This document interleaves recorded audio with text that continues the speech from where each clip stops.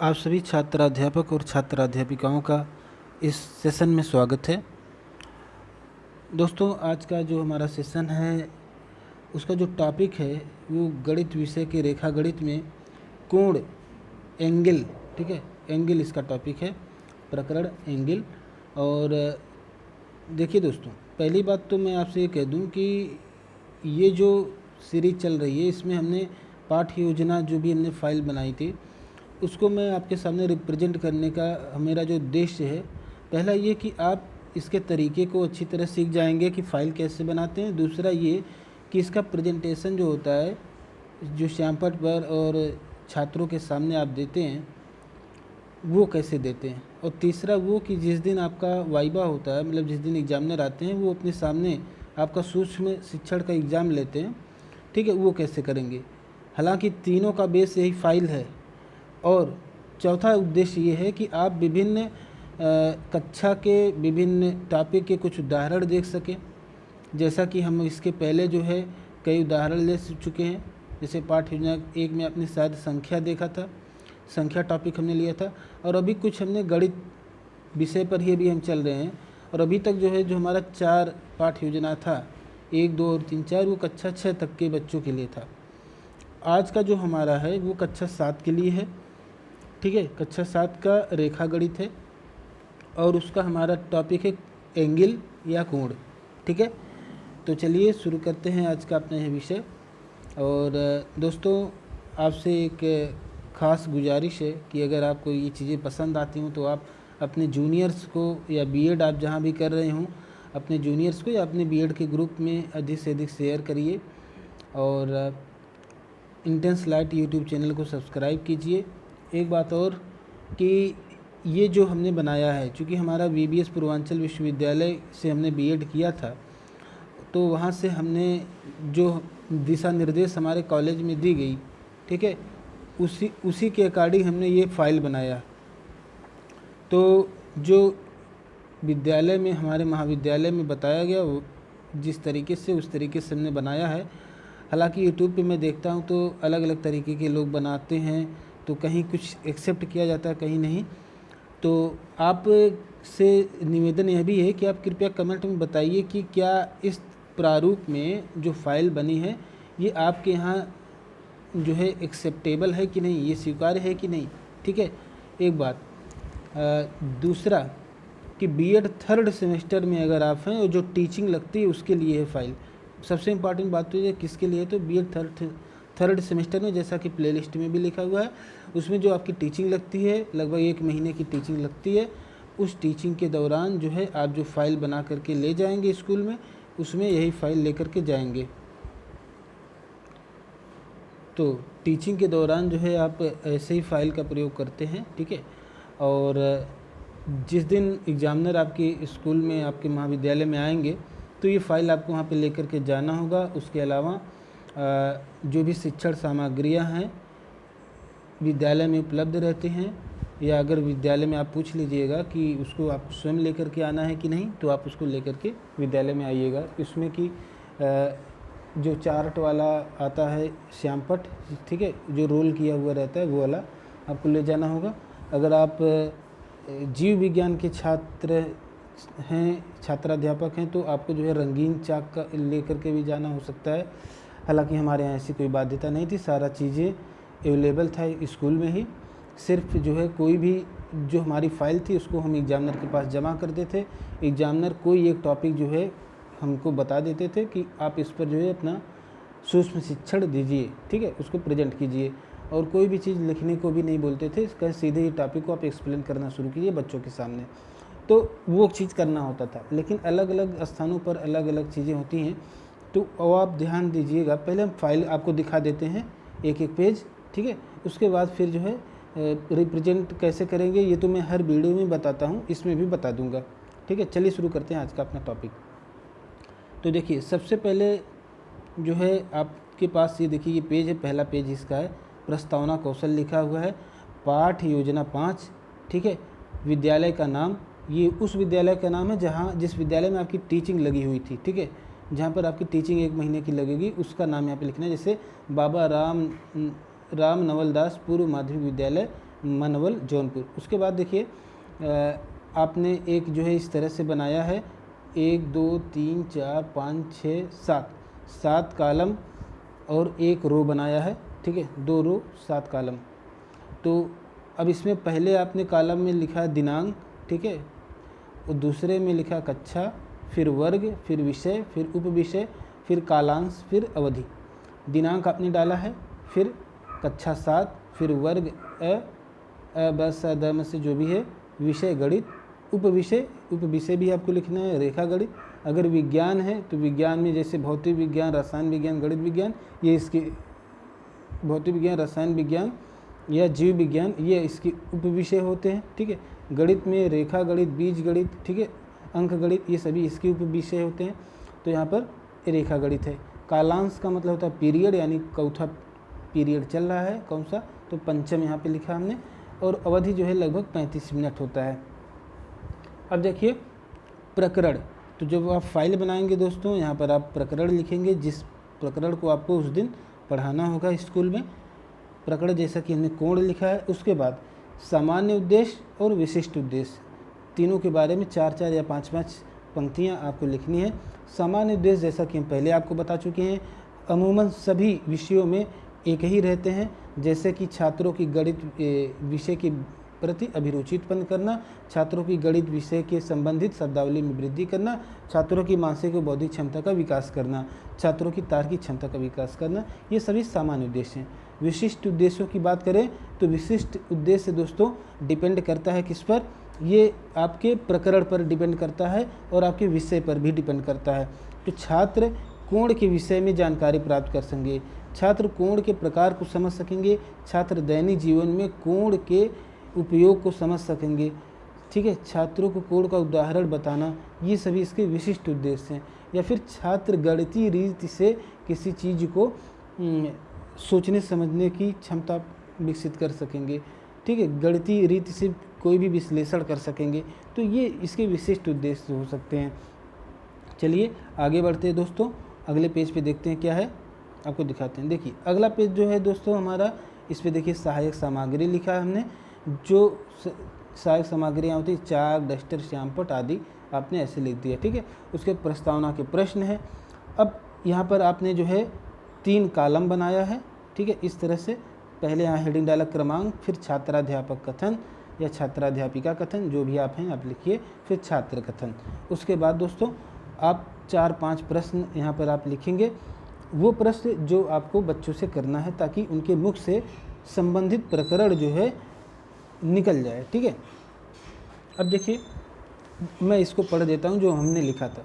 ज़रूरी नहीं कि आप इन्हीं कथनों का प्रयोग करें, आप अपने मन से कोई भी 5-6 प्रश्न ऐसा बना सकते हैं जिसको सुन करके बच्चे रिप्ले करते रहें और उनके उत्तर देते समय एक समय ऐसा आए कि वो ऐसा शब्द बोलें जो आपका प्रकरण होना चाहिए, जो आपने डिसाइड किया है कि प्रकरण क्या है, उसी के अनुसार आप जो है इसको फ्रेम करके जाएंगे इन प्रश्नों को। तो जैसे कि हमने लिखा है, प्यारे बच्चों आपको सबसे ज़्यादा क्या करना अच्छा लगता है, तो बच्चे सीधी बात कहेंगे खेलना, खाना, घूमना फिरना आदि, ये बच्चों को पसंद है, ठीक है। फिर दूसरा प्रश्न, आप कहाँ कहाँ खेलते हैं, तो बच्चे अमूमन मैदान में भी खेलते हैं, घरों में भी खेलते हैं, ठीक है।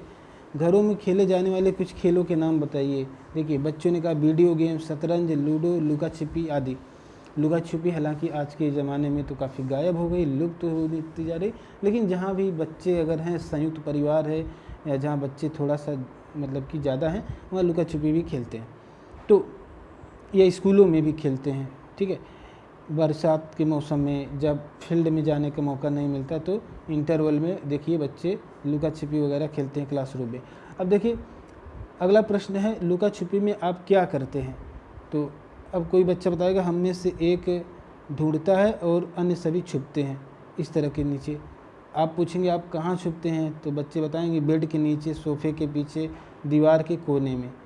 अब अगला प्रश्न आपका होगा ये कोना क्या होता है, तो बच्चे या तो मौन हो जाएंगे या कुछ बताएंगे कि जो 2 दीवार के बीच में जो चीज़ होती है उसे कोना कहते हैं, इस तरह से बता सकते हैं। तो अगला देखिए, अगले पेज पे हमने क्या लिखा हुआ है। देखिए अगला पेज पे जो है नहीं, देखिए कोने को हो सकता है बच्चे ना बताएं या बताएंगे तो आप उसे एक और प्रश्न पूछिएगा गणित की भाषा में इससे क्या कहते हैं, ठीक है। तो कोण इसको कहते हैं, ठीक है। या कोना को शायद ना बता सके तो आप जो है कहिएगा कि आज हम कोना के बारे में जानेंगे, ठीक है। कोना किसे कहते हैं उसे गणित की भाषा में सीखेंगे, ठीक है। तो अगला प्रश्न देखिए, उद्देश्य कथन आप कहेंगे कि बच्चों कोने या कोण को हम गणित की भाषा में कोण कहते हैं। आज हम कोण और उसके प्रकार का अध्ययन करेंगे, ये बात आपको कहना होगा। वो बात यहाँ पर फाइल में अपने लिखा हुआ है, ठीक है। तो उसके बाद देखिए आप एक प्रस्तुतिकरण के लिए आपने जो है जो भी आप वहाँ पे रिप्रेजेंट करेंगे उसको जो है यहाँ पर अपनी फाइल में भी लिखेंगे। तो यहाँ पर देखिए ये जो कॉलम है, पहला कॉलम क्रमांक का, फिर शिक्षण बिंदु का, फिर छात्राध्यापक कथन का, फिर छात्र कथन का, फिर विधि का।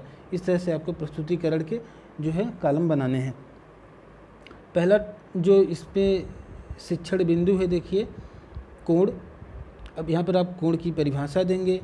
देखिए एक ही प्रारंभिक बिंदु से निकलने वाली दो किरणों के मध्य की कोणीय दूरी को कोण कहते हैं, ठीक है। अब छात्र कथन क्या होगा, यहाँ पे कोई छात्र कथन नहीं आएगा क्योंकि ये टॉपिक उनके सिलेबस में नया है, कक्षा 7 में ये टॉपिक नया है, इसलिए ध्यानपूर्वक सुनेंगे, ठीक है।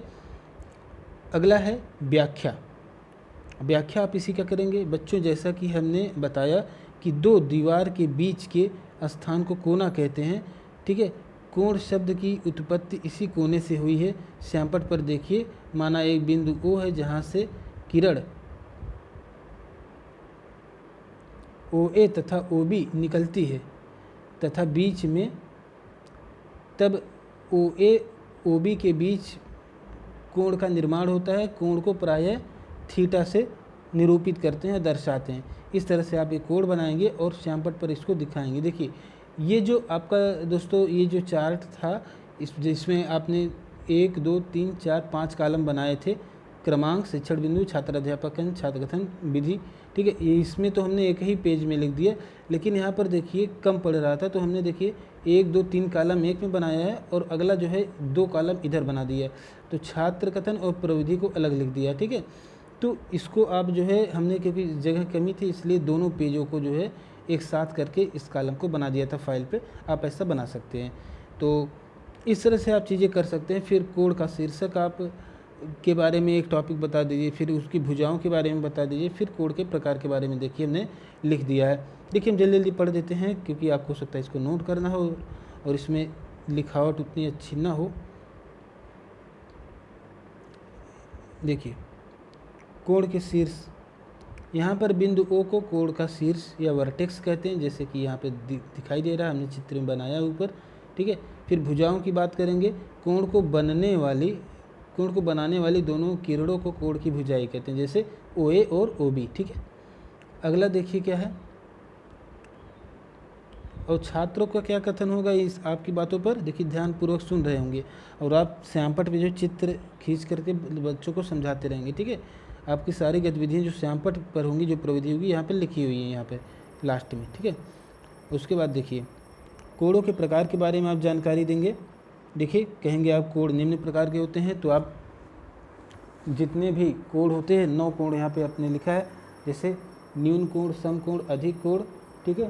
फिर ऋजु कोण, फिर प्रतिवर्ती कोण, पूरक कोण, संपूरक कोण, आसन्न कोण और शीर्षाभिमुख कोण, ठीक है। तो आपने ऐसे सारे कोणों का नाम यहाँ पे लिख दिया है। उसके बाद दोस्तों आप श्यामपट्ट में सभी कोणों को जो है बना करके समझाएंगे, जैसे कि न्यून कोण किसे कहते हैं, देखिए 90 से कम को कहते हैं, ठीक है। 90 के बराबर होता है सम कोण कहते हैं, 90 से अधिक होता है उसको अधिक कोण कहते हैं। और जब 180 अंश के बराबर होता है तो उसे क्या कहते हैं, 180 अंश के बराबर वाले कोण को क्या कहते हैं, उसे कहते हैं स्ट्रेट एंगल यानी ऋजु कोण। उसके बाद फिर रिफ्लेक्स एंगल किसे कहते हैं, देखिए जो 360 और 180 अंश के बीच में रहता है उसको रिफ्लेक्स एंगल कहते हैं, ठीक है। इसी तरह से आप सभी कोण के बारे में जानकारी देते रहते हैं, ठीक है। तो अब जैसे कि एक और कोण यहाँ पर दिया गया है कि पूरक कोण। पूरक कोण वे दो कोण आपस में पूरक कहलाते हैं जिनका योग जो है 90 डिग्री होता है, ठीक है। और आसन्न कोण वो होते हैं, देखिए जो एक ही, देखिए अल्फ़ा और थीटा आसन्न है, यानी जैसे OA और OC, AB और BA और BC है, तो इन दोनों भुजाओं के द्वारा, ठीक है, और बीच में से एक भुजा निकली हुई है, उसके द्वारा जो कोण बने अल्फ़ा और थीटा, ये दोनों आपस में, क्योंकि इनके जो शीर्ष हैं वो कॉमन है, इसलिए दोनों आसन कहलाते हैं। ठीक है, इस तरह से आप कुछ जानकारी इनको देंगे बच्चों को। ठीक है, उसके बाद देखिए समकोण के बारे में दिया गया है। देखिए हमने वो जो चीज़ें अभी एक्सप्लेन की थी वो यहाँ पे लिखी हुई है। जैसे कि आप समकोण के बारे में बच्चों को बताएंगे, न्यून कोण के बारे में बताएंगे, 90 से कम अधिक कोण के बारे में, रिजी कोण हमने बताया है, प्रतिवर्ती कोण 180 से अधिक और 360 के कम होने पर प्रतिवर्ती कोण कहलाता है। उसके बाद पुनरावृत्ति के प्रश्न आप देंगे। ठीक है, इतने जो है पर्याप्त हैं। पुनरावृत्ति के प्रश्नों में आप फीडबैक लेंगे, जैसे समकोण किसे कहते हैं, तो बच्चों का कथन क्या होगा, छात्र कथन में आपने यहाँ लिखा हुआ 90 अंश को समकोण कहते हैं। अगला है पुनर्बलन आप करेंगे, बहुत बढ़िया। ठीक है, तो ये जो है आप अब यहाँ तक तो कंप्लीट हो गया, जो हमारा उद्देश्य था पूरा हो गया, जो हमें पढ़ाना था पढ़ा दिया। क्या क्या पढ़ाया है, देखिए इसके कोण के प्रकारों के बारे में बताया, ठीक है, और कोण के बारे में बताया, तो यही हमारा उद्देश्य था।